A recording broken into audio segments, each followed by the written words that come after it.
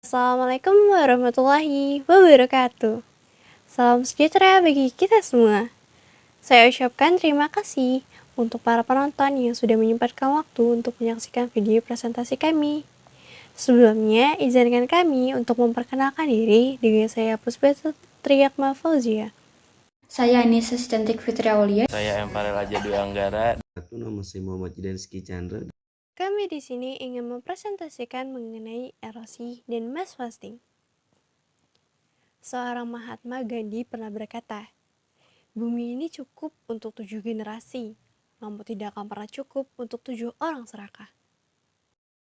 Adapun penjelasan yang kami bawa yaitu pengertian jenis-jenis, penyebab, faktor, dampak cara mencegah erosi. Kemudian ada pengertian, faktor, klasifikasi, jenis-jenis, dampak, dan terakhir cara mengatasi mass fasting. Langsung saja yuk kita ke penjelasannya. Pengertian erosi secara umum. Erosi merupakan pengikisan batuan atau tanah oleh massa zat yang bergerak, seperti sungai, angin, gelombang laut, atau gletser. Kemudian, kita mengutip beberapa pengertian erosi menurut para ahli. Ada yang tahu gak apa aja? Nah, ayo sama-sama kita bahas. Pertama, menurut Harjo Wigeno, erosi adalah suatu proses tanah dihancurkan dan berpindah ke tempat lain karena kekuatan air, angin, sungai, atau gravitasi. Kedua, erosi tanah merupakan rangkaian proses atau peristiwa hilangnya lapisan permukaan tanah bagian atas oleh pergerakan air maupun angin yang merupakan pengertian erosi menurut sudut pandang Suppiering. Ketiga, menurut Effendi, erosi ialah peristiwa hilang atau terkikisnya tanah atau bagian tanah dari suatu tempat ke tempat lain disebabkan oleh gerakan air, angin, dan es. Keempat, menurut Kartasaputra, erosi adalah proses penghanyutan tanah oleh desakan atau kekuatan air dan angin yang berlangsung secara alami atau akibat dari kegiatan manusia. Dan yang terakhir, erosi ialah proses hilang atau terkikisnya bagian tanah dari suatu tempat yang tersangkut oleh air atau angin ke tempat lainnya menurut pandangan Arsyad. Jenis-jenis erosi berdasarkan penyebabnya. Apa aja sih? Yang pertama, itu ada erosi air. Bisa juga disebut dengan ablasi. Erosi ini sesuai dengan namanya terjadi karena air sungai maupun curah hujan. Curah hujan yang tinggi bisa aja lah ningkatin terjadinya risiko erosi. Nah, yang kedua, itu ada erosi korasi atau deflasi. Disebabkan oleh angin dan biasa terjadi di daerah gurun. Angin akan menerbangkan butiran pasir ke tempat lain secara konstan. Proses ini biasa juga disebut dengan aeolian. Angin dapat mengikis material yang tampak pada permukaan tanah dan menyisakannya sedikit dalam waktu lama. Akibat dari erosi angin ini, itu terbentuknya batuan yang bernama ventifak. Pada korasi, erosi bisa disebabkan oleh angin dan badai pasir. Sementara untuk deflasi, erosi dipicu angin saja. Yang ketiga, itu ada abrasi. Abrasi adalah proses pengikisan pantai yang disebabkan oleh tenaga gelombang laut dan arus laut yang bersifat merusak. Pengertian ini dikutip dari Risiko Bencana Indonesia terbitan BNPB 2016. Disebut pula dengan istilah erosi pantai. Abrasi bisa memicu kerusakan garis pantai ketika kejadian ini membuatnya terganggu keseimbangan alam di pesisir. Kekuatan erosi oleh gelombang air laut sangat tinggi. Erosi ini selain mengikis pasir, juga bisa loh dapat mengurus bebatuan dan tanah. Hal tersebut dapat berdampak pada pemukiman dan ekosistem pesisir. Abrasi dapat terjadi karena beberapa faktor nih, baik proses alam maupun ulah manusia. Faktor alam yang dapat menyebabkan abrasi, yaitu angin yang bertiup di lautan dan memicu gelombang serta arus dan mempunyai kekuatan untuk mengikis suatu daerah pantai. Jika proses ini berlangsung lama, area pinggir pantai akan terkikis dan daratan berkurang. Abrasi juga dapat disebabkan karena faktor manusia lah. Contohnya kayak penambangan pasir. Aktivitas itu bisa mempercepat abrasi karena pengurasan pasir pantai. Pengurasan pasir pantai sangat berpengaruh terhadap arah dan kecepatan arus gelombang laut yang menghantam area pesisir.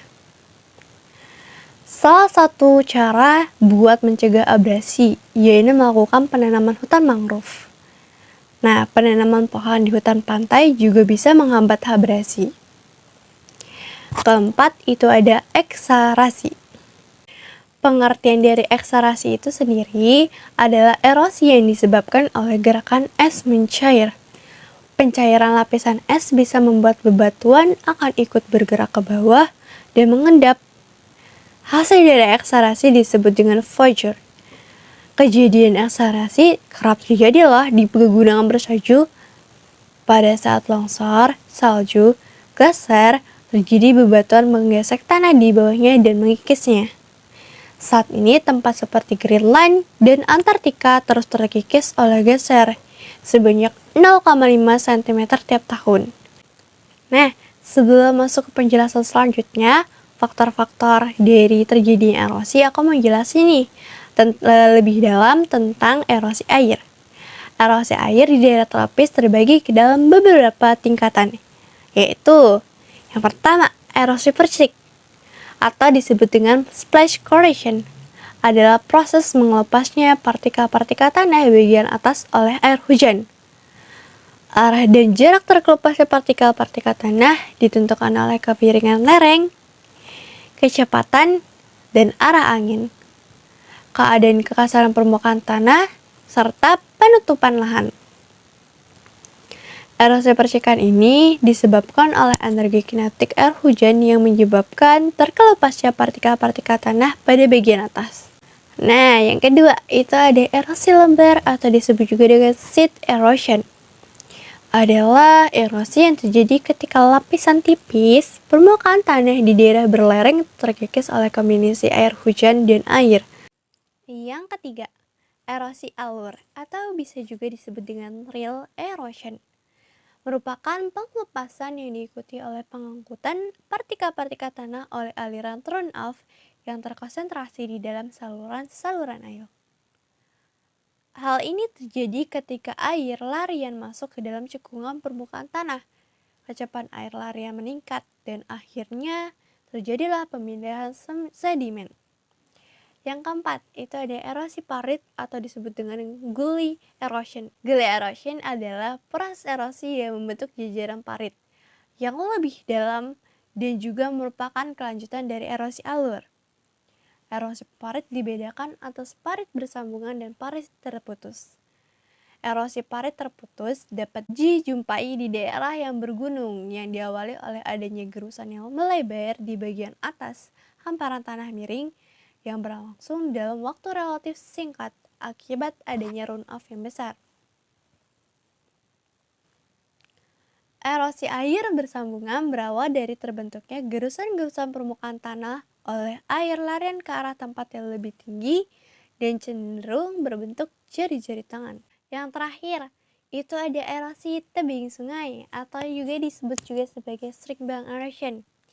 Merupakan pengikisan tanah pada tebing-tebing sungai. Sesuai dengan namanya nih, namanya erosi tebing sungai, maka terjadinya juga di tebing sungai. Prosesnya terjadi karena disebabkan adanya gerusan aliran sungai dan adanya longsoran tanah pada tebing sungai.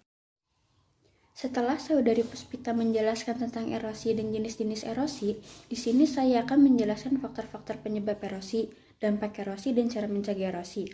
Yang pertama, saya akan menjelaskan faktor penyebab erosi. Faktor penyebab erosi itu ada 5. Yang pertama ada faktor iklim, dalam hal ini adalah hujan. Pada hujan yang intensif dan berlangsung dalam waktu pendek, erosi yang terjadi biasanya lebih besar daripada hujan dengan intensitas lebih kecil dengan waktu berlangsungnya yang lebih lama. Yang kedua, ada faktor tanah, berkaitan dengan sifat tanah yang menentukan mudah tidaknya tanah tererosi, yaitu tekstur, unsur organik, struktur, dan permeabilitas. Yang ketiga, ada faktor topografi, meliputi kemiringan dan panjang lereng. Air yang mengalir cepat terjadi pada lereng yang miring dan panjang. Yang keempat, ada faktor vegetasi. Berkaitan dengan melindungi permukaan tanah dari air hujan, menurunkan kecepatan dan volume air permukaan. Yang kelima, ada faktor penggunaan lahan. Berhubungan dengan perubahan penggunaan lahan yang dapat mempercepat atau memperlambat terjadinya erosi. Setelah penyebab erosi dan dampak erosi, yang terakhir saya akan menjelaskan cara mencegah erosi. Ada beberapa cara untuk mencegah terjadinya erosi. Yang pertama, konservasi tanah. Cara pertama yang bisa dilakukan yakni dengan melakukan konservasi tanah. Upaya ini dilakukan untuk mencegah dan menghambat terjadinya pengikisan tanah. Pemilihan vegetasi yang tepat menjadi kunci suksesnya upaya konservasi tanah. Yang kedua, ada terasering. Terasering ini sebenarnya memiliki peranan yang sangat penting, terutama dalam menjaga air hujan agar tidak langsung mengalir ke bawah dan menyebabkan pengikisan. Yang ketiga, ada contour farming. Upaya selanjutnya untuk mencegah terjadinya pengikisan tanah yaitu dengan contour farming atau penanaman berdasarkan garis kontur. Cara bercocok tanam seperti ini akan membuat akar tanaman lebih kuat, sehingga bisa menahan tanah agar tidak mudah terkikis saat hujan deras. Dan yang terakhir ada reboisasi. Tindakan preventif berikutnya yang bisa dilakukan yaitu dengan reboisasi atau penanaman kembali hutan yang gundul. Cara ini sangat penting untuk dilakukan sebab pohon di hutan merupakan penghasil oksigen dan sekaligus penahan air. Mass wasting atau mass movement adalah proses perpindahan massa batuan atau tanah dalam volume yang besar dikarenakan pengaruh gravitasi. Faktor terjadinya mass wasting berikut adalah faktor terjadi mass wasting antara lain iklim. Iklim merupakan salah satu faktor yang mempengaruhi terjadinya mass wasting karena kondisi iklim di suatu daerah akan menentukan cepat atau lambatnya gerakan massa batuan. Bagi daerah yang beriklim basah cenderung mempunyai tingkat kejenuhan air pada massa batuan tinggi sehingga peluang terjadinya mass wasting juga besar. Untuk daerah beriklim kering, pelapukan fisik cukup intensif sehingga permukaan menjadi daerah yang labil karena timbunan hancuran batu menjadi semakin tebal. Seperti daerah beriklim kering, daerah beriklim dingin juga intensif mengalami pelapukan fisik sebagai akibat proses beku, sehingga peluang terjadinya mass wasting juga besar. 2. Kemiringan lereng. Kemiringan lereng sangat berpengaruh. Semakin besar sudut kemiringan lereng dan semakin rendah gaya gesek pada lereng tersebut, maka lereng tersebut semakin berisiko terhadap mass wasting. Begitu juga sebaliknya. Pengaruh gravitasi dapat menyebabkan terjadinya mass wasting. Hal ini dikarenakan semakin besar sudut kemiringan lereng, maka semakin besar pula komponen gravitasi yang bekerja sejajar dengan lereng sehingga benda semakin cenderung menuruni lereng. 4. Pengaruh air. Pengaruh air sangat mempengaruhi keberadaan dan mass wasting juga terbagi menjadi 4. Slow flow wave disebut juga rayapan massa atau creep, yaitu perpindahan massa tanah dalam waktu yang sangat lambat. Peristiwa ini hanya dapat diketahui dengan mengenali pepohonan yang tumbuh atau membengkok seperti tiang listrik dan yang berdiri miring. Jenis-jenis slow flow wave itu 1. Soil creep. Tanah merayap dengan gerakan sangat lambat pada lereng yang landai. 2. Rock creep. Batuan yang merayap dengan gerakan yang sangat lambat pada lereng yang landai. B. Rapid flow wave, yaitu perpindahan massa batuan atau tanah yang relatif cepat karena dibantu oleh aliran air dalam tanah yang telah jenuh. Jenis-jenis rapid flow wave. 1. Earth flow, gerakan tanah menuruni lereng dengan cepat. 2. Mud flow, gerakan lumpur menuruni lereng dengan cepat. Contohnya lahar dingin. 3. Debris avalanche, gerakan puing-puing batuan menuruni lereng dengan cepat. C. Landslide atau longsoran, yaitu perpindahan massa batuan atau tanah dalam bentuk blok-blok besar dalam jangka waktu cepat. Landslide terdiri atas 1. Rock slide, yaitu peristiwa longsoran berupa blok-blok batuan. 2. Rockfall, yaitu peristiwa runtuhnya massa batuan berupa blok-blok batuan. Gerakan rockfall paling cepat. 3. Debris slide, yaitu puing-puing batuan longsor. D. Slam, yaitu peristiwa longsoran tanah yang gerakannya terputus-putus. Jenis-jenis mass wasting. Berikut adalah jenis-jenis mass wasting antara lain yakni 1. Tanah longsor atau landslide dan longsoran batu atau rock slide. Tanah longsor merupakan massa batuan yang meluncur dengan cepat ke bawah dengan sedikit atau tanpa aliran material. Terdapat dua bentuk utama tanah longsor, yaitu longsoran batu atau rock slide dan runtuhan tanah atau slump. Longsoran batu berupa massa batuan induk yang meluncur turun pada bidang miring yang rata seperti patahan. Di sisi lain, runtuhan tanah adalah massa batuan yang meluncur pada bidang miring yang cekung atau berlubang. 2. Guguran batu atau rockfall. Guguran batu atau rockfall merupakan proses mass wasting yang paling cepat. Fenomena ini berupa massa batuan yang menggelinding bebas menuruni sebuah tebing yang curang. Ukuran batu yang gugur dapat bervariasi mulai dari batu kecil hingga batu sebesar rumah. 3. Rayapan tanah atau soil crack. Rayapan tanah merupakan suatu proses gerakan tanah yang sangat lambat. Proses ini ditandai dengan pembengkokan lapisan batuan, tiang telepon, pagar, monumen menjadi miring, dan dinding bangunan retak. 4. Aliran lumpur atau mud flow. Aliran lumpur merupakan fenomena yang berupa lumpur yang mengalir menuruni lereng pada daerah perbukitan dan pegunungan. Aliran lumpur dapat terjadi pada perbukitan di daerah gurun pasir yang mengalami hujan deras. Selain itu, aliran lumpur juga dapat terjadi pada daerah gunung yang baru meletus. Prosesnya dipengaruhi oleh hujan yang membawa abu dan debu vulkanik sisa letusan. 5. Aliran tanah atau land flow atau earth flow. Aliran tanah umumnya terjadi pada daerah yang beriklim lembab dan berlereng curam. Fenomena ini terjadi pada beberapa jam dan menghasilkan timbunan material berbentuk seperti undakan. Dampak mass wasting. Adapun dampak mass wasting antara lain yaitu 1. Terjadinya tanah longsor. 2. Menyebabkan tanah menjadi amblas atau ambruk. 3. Terjadinya tanah nendat. 4. Menyebabkan terjadinya tanah mengalir. 5. Membuat lumpur mengalir. 6. Membuat pergerakan rayapan tanah. Cara mengatasi mass wasting. Berikut adalah cara mengatasi mass wasting. 1. Menanami lereng dengan tumbuh-tumbuhan. 2. Memperbanyak vegetasi. 3. Tidak membangun hunian atau bangunan di atas lereng yang curam.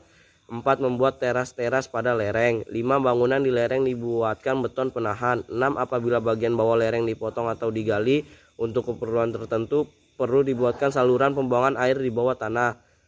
7. Apabila membangun jalan di daerah pegunungan, perhatikan arah kemiringan batuan. Bagian yang dibangun pada sisi yang stabil. 8. Menahan batuan agar tidak bergeser sepanjang bidang lemah batuan atau bidang batas lapisan bidang retakan. Cara yang dilakukan: dibor sampai batuan dasar atau masukkan mor di semen, beri baut, pasang lempeng baja di permukaan, di skrup.